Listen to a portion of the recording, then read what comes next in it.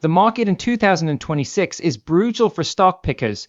Big names feel expensive, safe yields look boring. But under the surface, there's a tiny corner most investors never touch, stocks trading under 25 cents. Today I'll walk you through 4 ultra-low price names that serious investors are watching, and why analysts think some of them could have huge upside if things go right. We're not chasing hype or lottery tickets. We're going to understand the business, the price, and the real risks so you can decide if any of these belong on your watch list. If you're serious about building wealth over time, hit subscribe and tap like. We're building a community that looks past the noise and focuses on business reality, even with tiny penny stocks. Let's set expectations first. All these companies trade under 25 cents a share. That low price does not make them cheap in the safe sense, it makes them risky. Many are early stage, unprofitable, and will likely raise more cash. A few could fail, but a few could also multiply if their products work and they survive.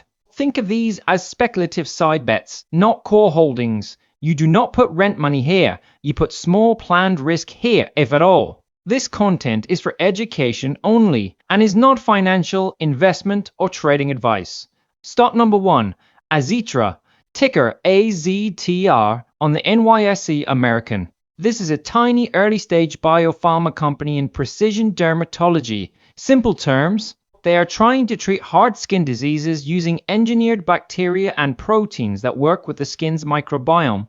The stock trades around 23 cents with a market cap of about $3.8 million. Analysts have a buy rating and a price target of $4. That's more than a 15-bagger from here on paper. But remember, that's a model, not a promise.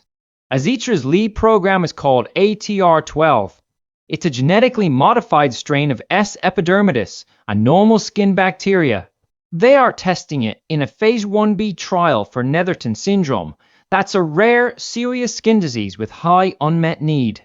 If they can show safety and any hint of benefit, they may get orphan support and real pricing power down the road.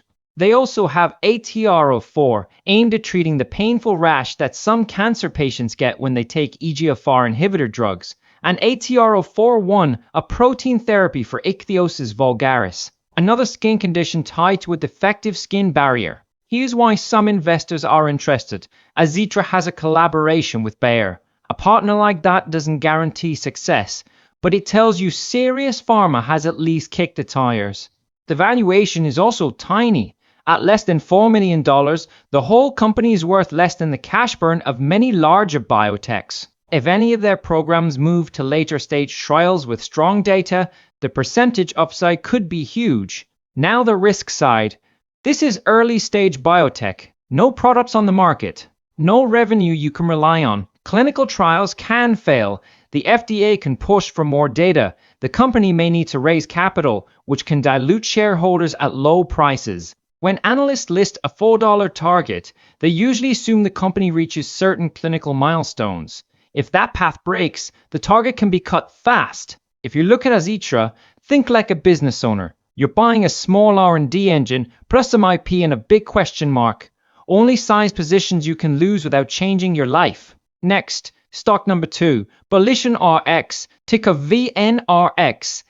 This is a different kind of play, an epigenetics company working on blood tests for cancer and other diseases. The stock trades around 16 to 17 cents, yet the market cap is much larger than Azitra, about $27 million. Analysts rated a buy and have a price target of $2.33, which implies over 100% upside from these levels if the story plays out. VolitionRx works with what are called nucleosomes in the blood. Don't worry about the dense biology. Here's the simple version. They are trying to measure changes in DNA packaging in blood to detect disease early or monitor it over time. Their product suite includes Nu.Q Vet, a cancer screening test for dogs and other animals. That's meaningful because the vet market can move faster than human healthcare. Vets can adopt new tests with less red tape, which can produce earlier revenue and proof of concept. They also have Nu.Q Nets, which helps monitor the immune system, and Nu.Q Nye, cancer aimed at tracking disease progression and response to treatment. Another tool, Capture PCR, hunts tumor DNA in blood samples for early cancer detection. Then there's Nu.Q Discover, which helps profile nucleosomes for research and development. From a business owner lens, VolitionRx is building a platform. Multiple tests, multiple markets, including human cancer, sepsis, COVID-19, and the veterinary space. That's a classic multi-product strategy. If one vertical lags, another could carry the load. The valuation story is clear at under $30 million. If they can get even modest commercial traction in one or two areas, the revenue potential could justify a much higher market cap over time. But again, risks are real. Diagnostic adoption is slow. Doctors and hospitals are cautious. Reimbursement is tricky. And competition in cancer diagnostics is intense, with big players already selling tests. Cash burn is also an issue. As a shareholder, you need to ask, how long is their runway? Can they scale sales, or are we funding endless R&D? The analyst target at 2.33 assumes they get traction in key markets. If that doesn't happen, the target is meaningless. If you consider VolitionRx, think of it as a bet that their platform moves from promise to real recurring revenue, especially in vet and oncology. Now stock number 3, Hubis Cybersecurity, ticker HUBC on the Nasdaq, trades around 11-12 cents. This one is very different in risk profile. The market cap is around $80,000, which is extremely low for a listed company, and the consensus rating is sell. That alone tells you this is high-risk territory. If you stay to the end, I'll explain why this may be the most explosive and most dangerous stock on this list. Hubis Cybersecurity provides a suite of cyber tools. They offer Hubis Secure File Vault, which is a managed file transfer system backed by hardware-based security. It basically creates a secure enclave for key data workflows. They sell HubGuard, which provides ongoing security assessment, network monitoring, and incident response planning. They also have DStorm, a SaaS platform that simulates DDoS attacks, helping large organizations test their defenses. On top of that, they offer RAM Commander, a reliability and safety analysis software, and Safety Commander, which evaluates safety of complex systems in a model-based environment. They also act as a trusted advisor in cyber risk assessment and incident response. The business model blends software, SaaS platforms, and professional services. Cybersecurity is a huge secular trend. Attacks are rising. Governments and companies are forced to spend. So why is this stock trading near zero? A few reasons are likely. First, the company may have suffered massive dilution, reverse splits, or loss of trust from past investors. The 50-day range from 7 cents to $2.66 tells you volatility is extreme. Something serious changed in the last few months. Their capital structure may be damaged. They may face funding or listing risks. The sell rating also suggests that analysts are not confident in management or the path to sustainable profit. Think of HUBC as a distressed asset in a great sector. The upside story is simple. If the company stabilizes, cleans up its balance sheet, and wins solid contracts, the percentage move off an $80,000 market cap could be insane. But that's a very big if. The downside story is even simpler. The stock can go to zero. This is not a normal investment. This is speculation. If you touch it, size it tiny, and accept you may lose it all. Stock number 4, the Reva Biologics, ticker TOVX. This is another clinical stage biotech based in Rockville, Maryland. The stock trades around 22-23 cents with a market cap near $8.7 million. Analysts rated a buy with a $1 price target. That's about 333% upside from here if things go according to plan. The Reva's lead asset is VCN01, an oncolytic human adenovirus. Simple meaning, it's a virus engineered to infect and kill cancer cells. VCN01 is in a phase 2 trial for pancreatic cancer, one of the deadliest cancers with limited options. It's also in phase 1 trials for retinoblastoma, a childhood eye cancer, head and neck squamous cell carcinoma, and other solid tumors. If any of these indications show strong responses, the value inflection could be large. These are high-need, high-impact fields. They also have VCN11, another therapy targeting solid tumors, plus several microbiome-focused candidates.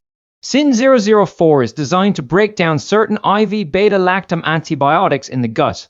The goal is to prevent microbiome damage, stop infections like C. difficile and vancomycin-resistant enterococci and reduce the risk and severity of acute graft-versus-host disease in transplant patients. That's a huge clinical pain point. Then there's SNDWE, an oral enzyme therapy using intestinal alkaline phosphatase, aimed at both local gut and systemic diseases. They also have S1, S16, and S1 targeting infection risk, and antibiotic-associated diarrhea. The Reva has collaborations with respected institutions like the University of Texas at Austin, Catalan Institute of Oncology, Mass General, and Washington University in St. Louis. Those partners help de-risk the science and provide access to strong clinical teams. The business owner view here, you're not buying one drug, you're buying a small pipeline centered on oncology viruses and microbiome protection with academic support. At under $9 million in market cap, the company is priced like a cheap call option on multiple clinical shots on goal. The analyst target of $1 reflects the idea that if even 1 or 2 programs move forward with clear data, the valuation should re-rate higher. Risks? Same core issues as any small biotech. Trials can fail. Timelines can stretch. They may need to raise more capital, which could dilute shares. Regulatory paths for oncolytic viruses are complex, and until there's clear phase 2 or phase 3 data, you're investing mainly on probability, not certainty. You must be patient and ready for volatility. Penny stocks like Azitra, VolitionRx, Hubis cybersecurity, and Reva Biologics can be part of a speculative sleeve in a portfolio. They're not a shortcut to wealth. The key is discipline. Use small positions. Diversify across names and sectors. Give the story time to play out, but cut quickly if the thesis breaks. Remember, the market is a voting machine in the short term, but a weighing machine in the long term. Over time, real products, real revenue, and real cash flow matter most. If you found this breakdown useful, subscribe for more deep dives on high-risk, high-reward areas of the market. Share this with someone who trades penny stocks without a plan. Invest with a clear process, stay patient, and I'll see you in the next one.